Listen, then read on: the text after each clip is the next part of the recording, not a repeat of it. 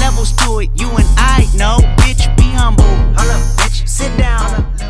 Hey guys, welcome back to my channel, Gigi's Reality. This is your girl, Gigi. We have to talk about 90 Day Fiance. It ain't looking good for one couple, specifically Pedro and Chantel, but we're going to get into that a little bit later. But before we do, you know, a little subscribe button that's down there somewhere. Can you hit that so you can join your girl's fam and, you know, and continue to see my uploads? And if you are new to your girl's channel, let me welcome you with a big what's up, and I appreciate you. So, 90 Day Fiance. Let's start with Colt and Larissa, or Colty. Damn, Larissa is hard sometimes. She called that man straight up puss, a P-U-S-S-Y, because he can't stand up to his mama, and I absolutely agree. Any other time, Larissa is a bitch, but in this specific, you know, moment, he a pussy. Okay, it all started with her trying to decorate for goddamn Halloween, and she wanted to move that ugly ass slot machine, and Debbie threw a bitch fit over it. And it's like, girl, October 31st is Halloween. You can put that hoe back in there in November. Like, it is ugly anyways. It ain't got no motherfucking money in it, so what are you holding on to it for? And like the argument started, and Colt couldn't pick a side, so here it is. It started like something this small turned into something this big. So Larissa was like, look, I might as well get a shirt saying my husband a pussy. And I'm like, damn, Larissa, a shirt? We gonna get a t-shirt so we can tell the whole world that? Like, damn. Go to T-shirts R Us and say my husband is a pussy. After the fight, Cole, he basically looking at Larissa like whatever at this point. He goes upstairs to check on his mama as usual. She petting her cat with this damn brush, and he's like, how are you doing? And at this point, Debbie done had it. She's like, look, I'll try to keep my cool with Larissa, but she's definitely breaking me down. It might be time for me to go skedaddle, and I couldn't agree more. Debbie, you shouldn't have been here in the first place, or they should have found a new place, because you can't be up under each other all the damn time. And to Cole, he's like, I feel guilty because I've always only lived with my mama. Do you not think that's a problem, Colty? To be only on your mama's, like, y'all living with each other? Like, damn, you is almost 40 years old. It's time for you to get off the tit, okay? You got a whole wife. You can't be fucking her in the next room to your mama. Like, that's not cute. Like, not cute at all. And I'm sure your mama could use a man. Like, damn, she's like, for Debbie, it really ain't the slot machine. To her, it's like, how dare Larissa come in this house and try to move my things when she don't pay a motherfucking light bill, a motherfucking water bill. Like, to her, it's like, you can't move nothing until you put in on this man. And, I mean, it's hella petty, but, I mean, that's Debbie's issue. But she can use a man, let her move out, Cole. You and Larissa be husband and wife, and let her get a little young thing that come see her on Monday, Wednesday, and Friday, so she could pet her cat, have him pet her cat. Like, that's it. Like, that's what she need. Like, she needs something else. Let her go, Colty. Let Debbie spread her wings so you can do that as well. Okay, so let's get on to Jay and Ashley. They are trying to make it work, but it's an issue. She actually is taking Jay to go pick up his family from the airport. They haven't seen him in a year since he came to America. His sister Poochie actually had a baby in the meantime, so he gets to see his niece Emily. Y'all, his little brother looks just like him. They are a spitting image of each other. And he gets super happy seeing them, and Ashley just kind of like hopes this is a chance that it'll revive him, and maybe this will make the relationship better, because you can tell he's just definitely happy around his family. His family gets out there and was like, whoop, feel that breeze. Like, the bitch is cold. They were not used to that. The sister was like, not today. So they get to the house, and he shows them around, and they're just like flabbergasted, because to them, like, that's living good. She middle class in America, but to them, like, she might as well be in a mansion. And that just goes to show, like, the difference between Jamaica and America. A dishwasher to them is somebody rich. So he shows them around the house, and, you know, they're just, like, real, like, just in awe of everything. And Poochie and Jay finally sit down to just catch up. And she's like, you know, how are you and Ashley? And he's like, you know, I did mess up, but we're trying to, you know, push through things. And he's like, I really want to do more, but she also still hasn't sent off the stuff for his goddamn visa. And she was like, well, maybe, you know, I can talk to her. You know, Jay insisted maybe that it could help.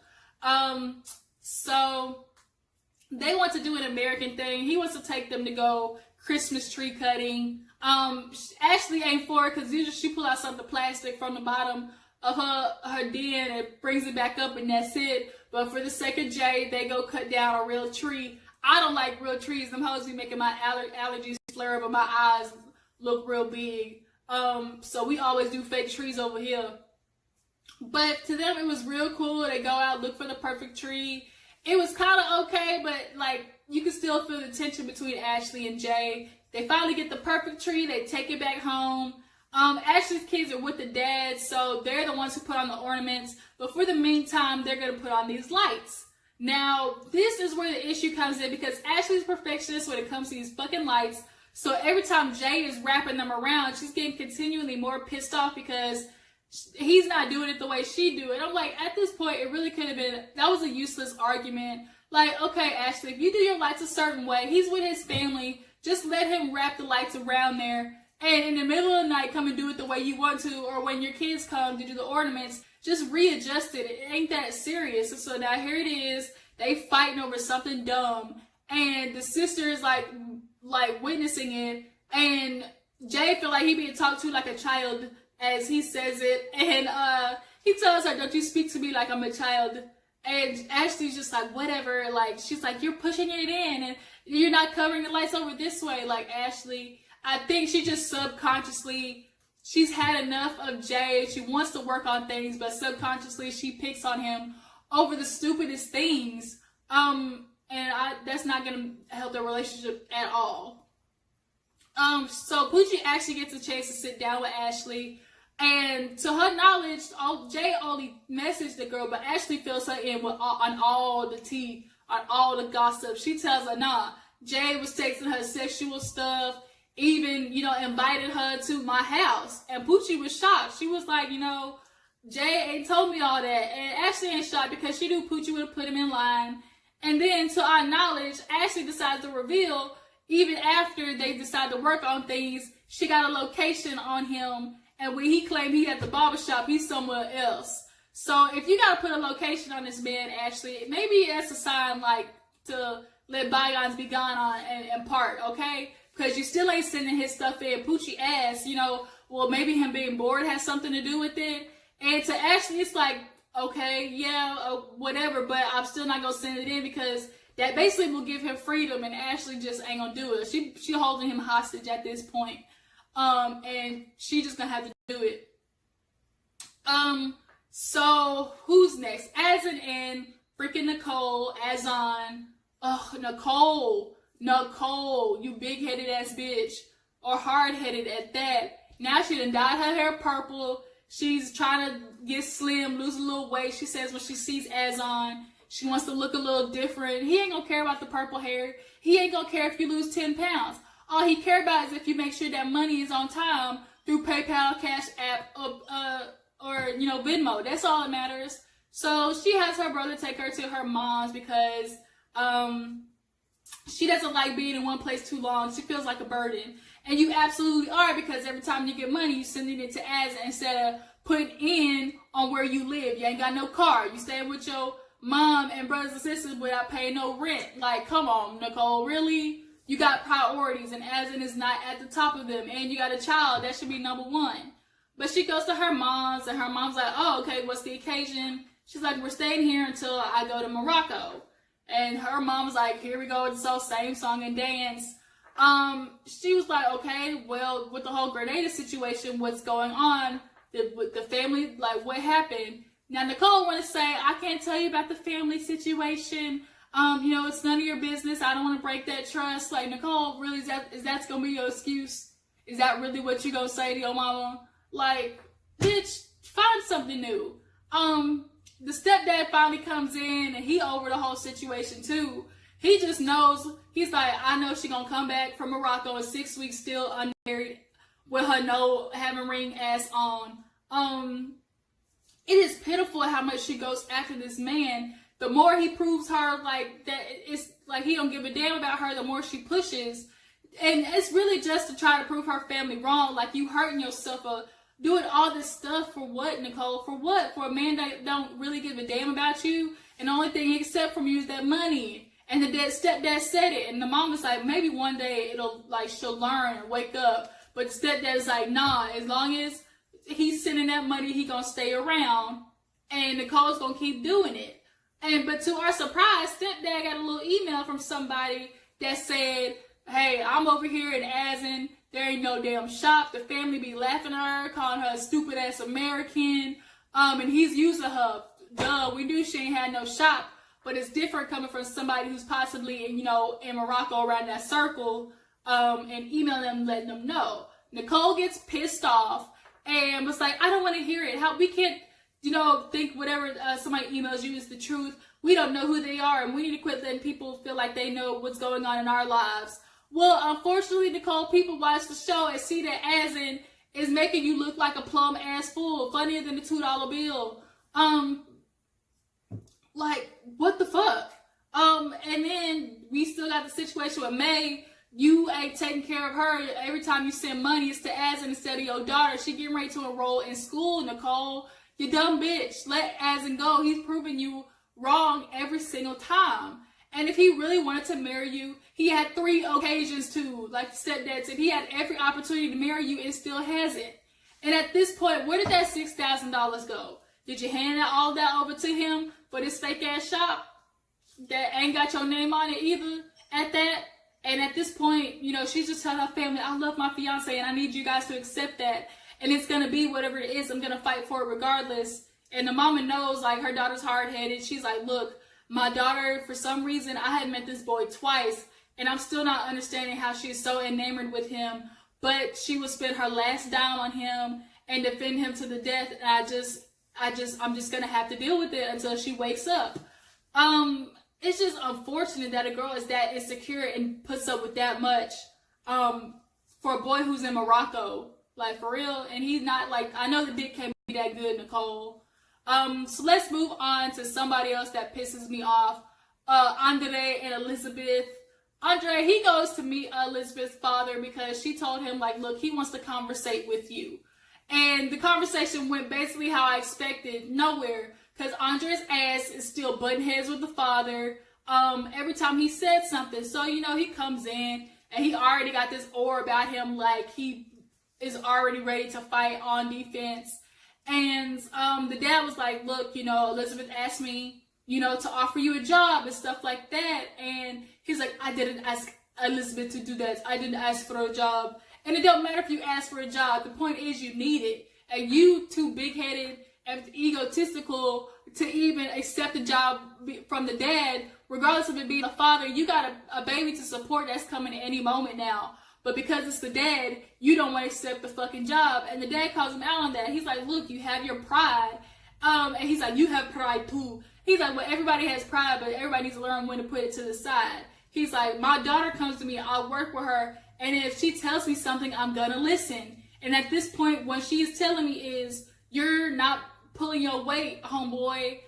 You need to start bringing in some money, some income for this baby that needs some diapers and some formula and a crib and all that type of stuff, and you not doing anything to support that. And here Andre go, like, if I get this job, will you hold it over me and you're not going to tell me what to do? Like, you're confusing things. When you work for him, he's not telling you what to do as her father. He's telling you what to do as your boss. If you want to be this handyman, go do handyman work. He definitely had America all sold up wrong. He felt that he's going to come here, get a job, and it's going to be hella easy. But sorry, Andre, it didn't work that way. And the dad brings up, okay, what about the trucking? You failed through on that. You did all this year's work of becoming a trucker. And what happened with that? You still, like, you're not pulling your weight, Andre. And I have a daughter that needs to be supported. And she's, like, constantly coming to me. And Andre's like, well, I understand, a father's supposed to check on his daughter, but he don't need to be involved.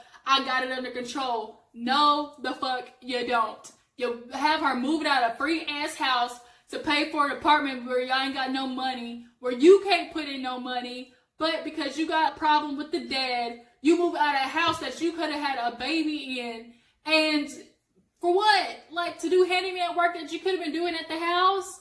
Like, oh my gosh, Andre, I swear I could punch you. And at this point, he's like, you know what, Andre, he's like, the dad was like, look, Andre, I got plenty of workers. Like, you not gonna be as needed as you think. And to him, it's like, okay, you don't need me, I don't need you. Well, you got this absolutely wrong, because if it ain't for her father, you gonna go out here and get no work because you ain't got no experience. It ain't that easy, Andre. If it was, you would have had a fucking job by now. But you keep wanting getting these high standards and ain't feel like you up there, but you not. And I think it's either like a cultural thing or what. But like he walked out, and that basically conversation was just an end. So Elizabeth actually goes to see her sister to do a registry and for the baby. And things started out good. She's like, they're picking stuff, telling her what's important. And then the idea of a crib comes up, and that is where I guess it causes some ruckus, because she's like, well, I don't think we really need a crib because, for one, the apartment might not have enough room and we plan on moving out.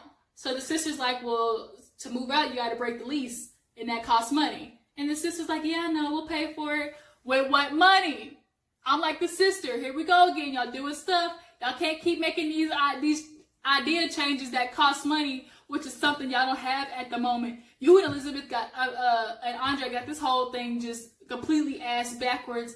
And I feel like she can keep making these money changing decisions because she's always going to run to daddy. That's the only thing I will agree with Andre on. She runs to her dad to be the savior of stuff. But I mean, that's what she got to do, because Andre, you ain't doing your job. If you were doing what you were supposed to be doing, she wouldn't have to run to daddy. So, like, it's a double-edged sword. And so, here it is. The sister's like, look, Andre's not putting in. If you're going to break this lease, like, he's going to have to pay for it somehow. And he still ain't got no job. And now Elizabeth wants to try and defend him. Like, y'all need to get it. Like, it's not easy moving here away from his family and coming into a big family. You guys weren't open to him in the beginning. And you guys were very harsh. Like, Elizabeth, let's keep it real. Like, the family didn't know about him, so what more did you expect? And your line of communication, the way you pass messages along ain't right. Like, if you come to your sister's pissed off about Andre, they're gonna react pissed off about Andre. They're only gonna go off of that. So start delivering messages a little bit differently, because half the issues that go on is on account of how you tell people anyway in the first place. So the sister at this point was like, look, okay, here's this man. He's got an ego. He has a job opportunity with my dad. And he needs the experience because he's not going to get it anywhere else. But he feels like, oh, I'm going to be a macho man. And I absolutely agree with the sister. And Elizabeth said, you know what? You guys butt out. We're going to figure it out. Me and Andre are grown. We can do this on our own. I just need you to back up. And here the sister going to be real shady, call her out and says, you know what? That includes daddy as well. You can't go asking him for money. And Elizabeth had the nerve to be like, I don't plan on it, bitch. Quit lying. You was gonna go running straight to daddy when it came time to break that lease. And the sister flat out was like, okay, don't be calling for daddy. And I absolutely agree. If you're gonna do it on your own, then do it on your own for real. Don't be running to daddy for everything. When it comes to a money situation, she gets mad. Andre gotta come pick her ass up. And she's in the car mad, texting the sisters and stuff. And he's like, what's going on? What's going on? She's like, I'm just so sick of them getting on me about you and our relationship. And that hypes Andre up, talking about, I told you, they don't respect you. Stop texting them. Don't entertain it. And he got the nerve to be like, I don't like when she don't listen to me and whatever I say goes. Andre, now, they might do that here, but American women, we just don't sit there and bow down to men just because you say something and that you feel like that should be the end-all, be-all. So she's texting the sisters, and homeboy grabs the phone, straight up snatches it. And Elizabeth looked at him like, oh my God, like, really? Like, I was kind of like thrown off too. And she was like, give me my phone back. And he's like, no. And at that point, she definitely saw a different side of him. To me, Andre definitely has the potential to be physically abusive. And I hate to put that out there, but they say watch out for those signs in that type of man. A man that's very narcissistic, has you secluded from your family, can be possessive. And he has all those qualities. And he's very much is emotionally and mentally abusive to that girl. But she lets it ride because that's her husband. And with her, I think with her seeing him grab the phone for her like that, it put her like in a different headspace of what type of man Andre is. So she tells him, don't you ever do that again. Grab something from me ever. And Andre, gives her the phone back, and when it comes time for them to get out, like, at this point, she's pissed off and leaves. Those two, that, like, whether she got a baby with him or not, they're not gonna work, and they don't need to work. Y'all gonna have to co-parent in this bitch, because that is unacceptable. So Paula and Russ, Paula, of course, they're having the baby, and she wants to do a natural birth, so they go visit this little birthing center. It was cute or whatever. People start doing the natural thing a lot more. But that midwife that came out, y'all, I was not expecting that. Like, usually when you think of a midwife, she's like very pure and sundressing, button up collar. Homegirl came out tatted to the nines, dreads sticking out the back, had a tatted chest piece on. She looked like she smoked Newports and Pall Malls and Marlboros on a daily basis and sucks down Red Bulls every 30 minutes. But as long as she can deliver a baby, that's all that matters. But she looked like she did not belong there. And it definitely threw Russ off too. You can see it in his face. So they go to the room. She's like, this is where everything will happen. And for Russ, he's like, I want to go to a hospital where, things are on protocol. They just go like by the checklist. And, this is kind of a safety area. But Paula is insistent on doing a natural birth. And since he, says, Paula thinks I wasn't there for her for the miscarriage, I'm just going to follow her lead. He ends up leaving, and Paula, tells her about the miscarriage. And she comes up with a great idea of doing a grieving letter, because she still hasn't picked out a name or wants to do colors and stuff. So she's like, look, write a letter to the baby. And, give yourself an opportunity to grieve over them. That's perfectly fine, because it's almost like you're not really respecting the new baby that you have by doing that. And, she's like, that's a great idea. So later that day, Paula's writing the letter. Her and Russ read it out, and, they're going to use this as a fresh start to just accepting the baby that they have, which I think will be good for both of them.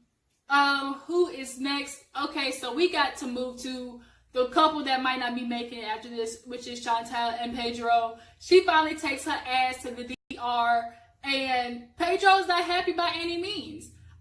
She wants to go down there to work on her family. Plus, she's worried about the issue of homeboy trying to start a business, aka divorce her ass.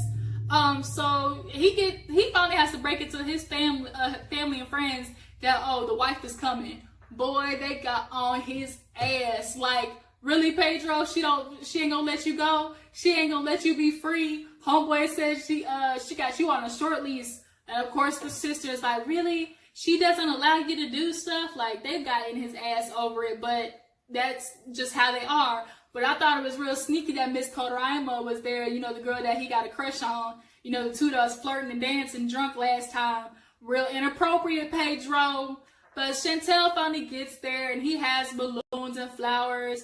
And she's super happy, but Pedro looked like his dog just died. He's hugging her like, bitch, don't touch me. And it was just like, damn, Pedro, like, goddamn, can you have a little more enthusiasm? So they're on the way to the hotel, and she's asking, how have things been? And finally, he lights up talking about, this has been the best week of my life. I've had so much fun. And Chantel was like, damn, like your life? And he's like, yes. And I was like, ooh. I was like, Chantel, he don't need your ass. He ready to be solo dolo. And at the hotel, he kind of tells her, like, look, you and my mom need to get this shit over with and talk about the whole situation so we can move on. Chantel was like, as long as she respect me. And Pedro was like, look, you either gonna be a problem or fix the problem. So she agrees, and they get, she wants to go see her at, I guess, the place that he bought, basically, and brings a translator. The translator basically tells Chantel after they get there, you see the dress that the mama had on? She trying to look fly and shit.